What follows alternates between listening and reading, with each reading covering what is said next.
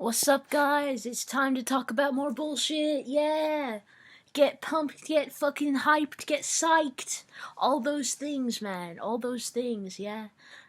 All of them, man. Every single one of them. Get those things that I listed. Yeah. So, I want to start off with talking about bisexuals.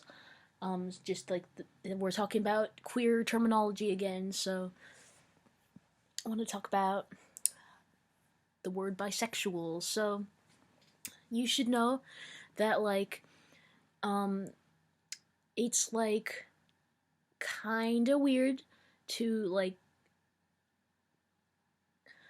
just exclusively or predominantly refer to someone as a bisexual as or refer to them as bisexual instead of just bi, because it hits the same as like calling someone homosexual instead of gay.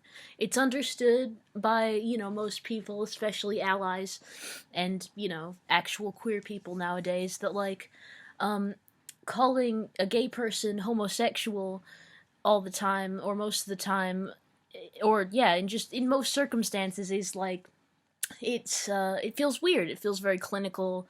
It feels like almost dehumanizing in a way. I mean, it doesn't explicitly say you're not a human, but it just sounds very clinical. It sounds like it's a mental illness, you know what I mean? That's how it feels. That's the vibe. So it is, it's much more polite and stuff to say gay, that's mostly understood now. That's more modern, just so you guys know. Um and that also applies to bisexual. So instead of calling someone bisexual, and it's not like, you're, if you've ever done this before, you're not a terrible person or anything, and I would never try to make you feel that way. I just want you to know that it's a better idea to call someone bi in most circumstances. So yeah, and also then there is another thing I want to talk about, which is the term bisexual versus the term pansexual. So um, the difference between these two terms really depends on who you ask and or like what source you're looking at. So that fact alone can make it very frustrating and confusing for, you know, people outside of the queer community and people within the queer community. Both they both can get confused and kind of frustrated by this, and I am of the opinion that these two terms are basically the same. That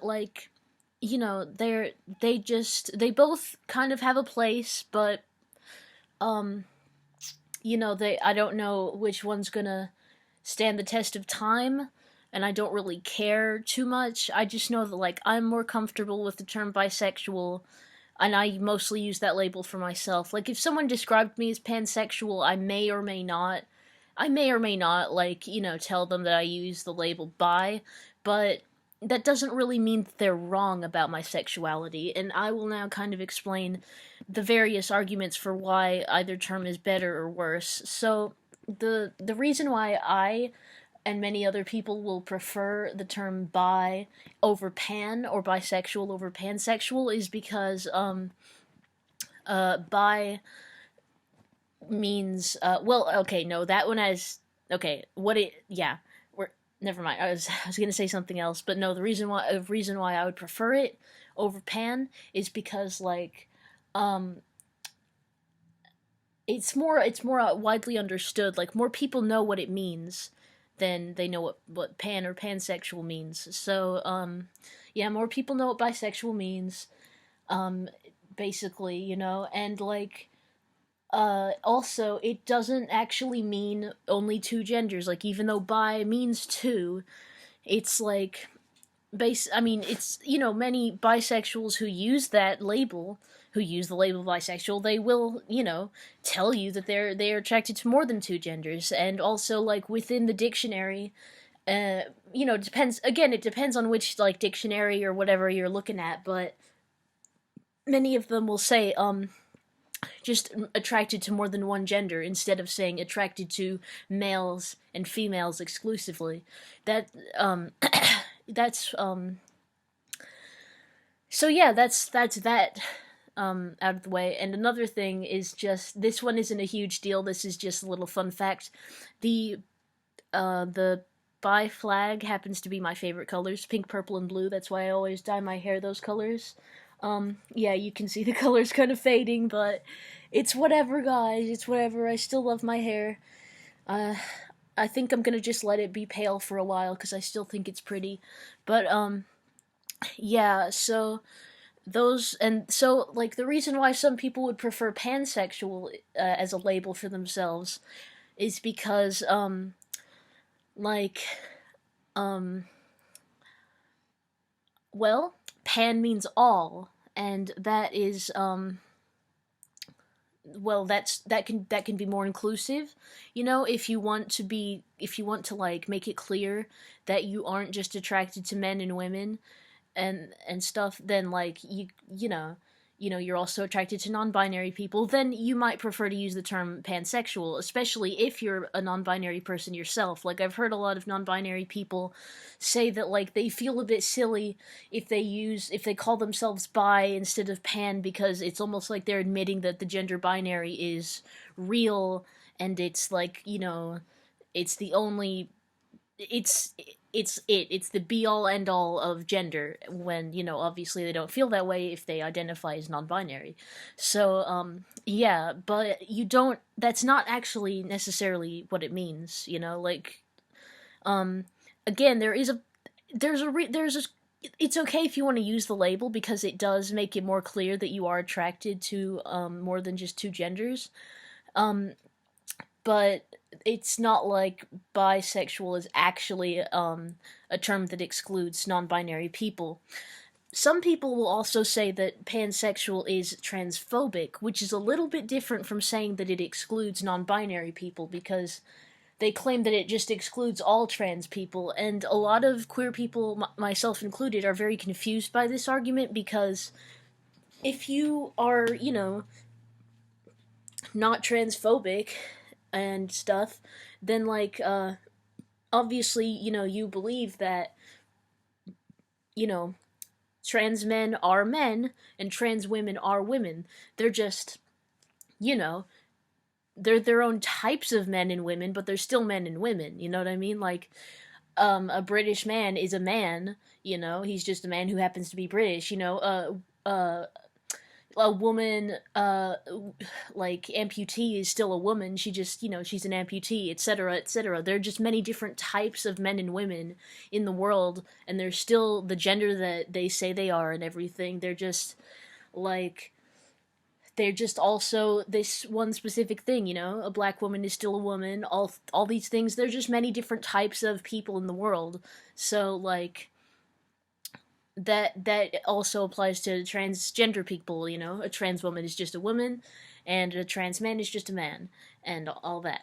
So yeah, so like even if uh bisexual the label bisexual did exclude non-binary people, which it doesn't, then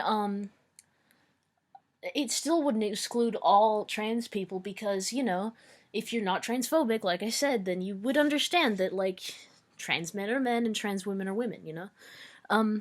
Also, it should be noted that, like, the meaning behind the stripes of the bisexual flag really depend on who you ask, but I've always interpreted it, and I've heard people describe it as, you know, the pink stripe represents girls, the purple stripe represents non-binary people, and the blue stripe represents boys, you know.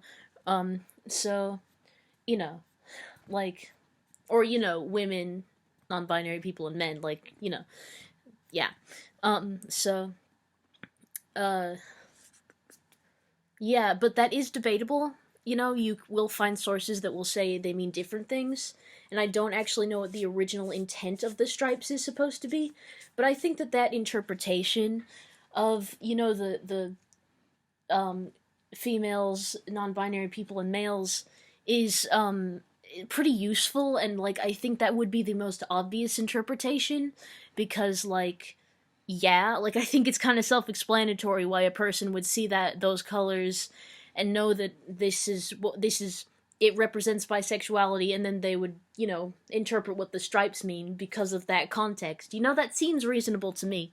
But still, other interpretations are valid. There can be multiple meanings, that's totally cool, that's okay. I think there's room for multiple meanings and stuff like that. So yeah. But obviously, if you do accept this interpretation of those colors, then obviously the flag itself does include non-binary people. So there's that. And finally, I want to just kind of go over something important here, which is that the intent for these videos that I make is like specifically these videos about queer topics and queer terminology in particular. My intent behind these is not to like make anyone feel like a bad person for not understanding, and it's not for me to cause frustration and like be like as I don't want to make you feel like I mean I hesitate because see recently, and I don't mean to call him out on this. I am not trying to make him feel bad at all. I really am not, but I think this is a really good example of how, a sort of gray area when it comes to like being an ally and stuff. So just as an anecdote, I had a conversation with my dad. This was a while back. This was like some months ago, and he asked me if he should use they them pronouns for me, and also in that same like within that conversation, he had also like used a gendered term for me. Like I think he called me he used the label sister, like referring to me being the sister of my sister Cleo. And so I told him, no, you don't have to use they them pronouns for me because I use all pronouns. However, I would prefer that you don't use the label sister for me because I'm not, I'm not female. I'm okay with all pronouns, but I'm not okay with all gendered nouns. I only prefer like gender neutral nouns. And that was cool. He didn't receive it very badly or anything, but what he did say was like, okay, he said, okay, I'm just trying to like, I don't know all the rules. And that's not a terrible thing to say, and it is very understandable and like stuff and and all that, but it did kind of it felt a certain way to me that he would refer to these things as rules. It kind of hits the same as when people use the phrase politically correct. It makes you feel as, as a person who, strives to be progressive, inclusive and shit like that.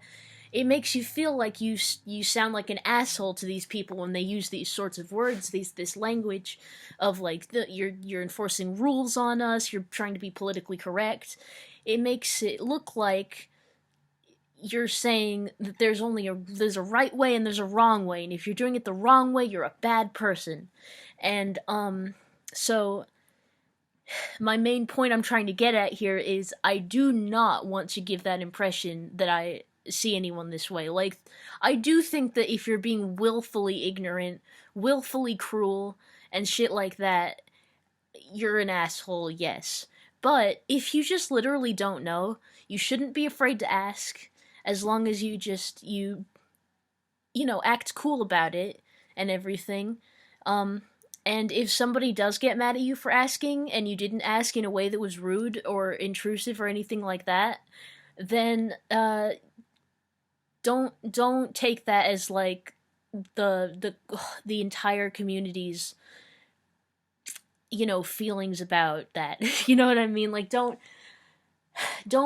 get discouraged or whatever because someone was an asshole to you, because that doesn't mean that we all feel that way, and you can't go to any queer person or any like other ally for advice or wisdom or knowledge of anything that relates to queer terms and shit like that, queer identities.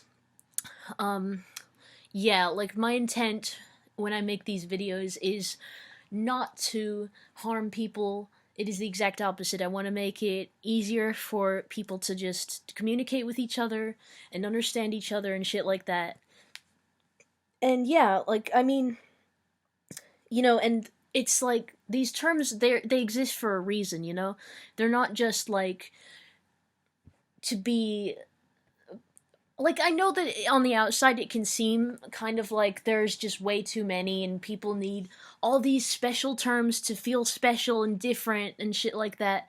But they're actually valuable tools to communicate, like, the way that people experience themselves and experience the world and shit, um, and like, for example, like, this might, this is kind of a meme. It's kind of a meme to say, oh, this is just like 1984 or whatever. But like, to draw a comparison here, in 1984, there's a reason why there's such a big fuss made over language and, the limitations of language by, authoritarian fucking, people or systems or whatever, you know what I mean? Like, the way that they have the new speak and all that, and they keep limiting people's language and stuff. There's a reason why they make such a big deal about that in the story, because, why Orwell would make such a big deal about that.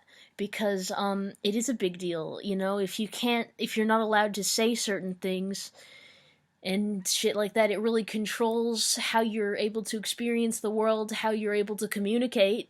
Communication is one of the things that makes humans so powerful. It makes us so unique. It makes our lives very, I don't know, they just a lot easier, and a lot more rich and all this stuff, it's a huge deal. And when you deprive people of language, then that can be catastrophic. It really can. So that's all. That's basically all I wanted to say, and I hope that this was helpful to people. And yeah, just be cool with each other. And if anybody has any disagreements or opinions they want to share, hopefully YouTube won't turn off my comment section. If it does, then you can, I don't know, maybe find me on, like, Reddit. Like, it's hard to get me on Discord because the links keep expiring, but you can get me on Reddit. You can, like, message me on Reddit, because my Reddit link is still, it doesn't expire the way the Discord links do. So, yeah, message me on Reddit if you need to, say something. Unfortunately, that will not be seen by the wider audience. So yeah, that kind of sucks. This is literally 1984, you guys. This is literally 1984, the censorship, except I'm not doing it, it's YouTube. But yeah, the reason why they do that is because I think it's like they want to protect me because they think I'm a minor. But it kind of seems like they're doing it less now, and that coincides with the fact that I turned 18, so maybe they know that.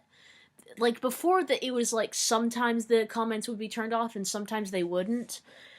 But now it seems like they're usually not. But I don't know if it's too early to call, it's too early to say.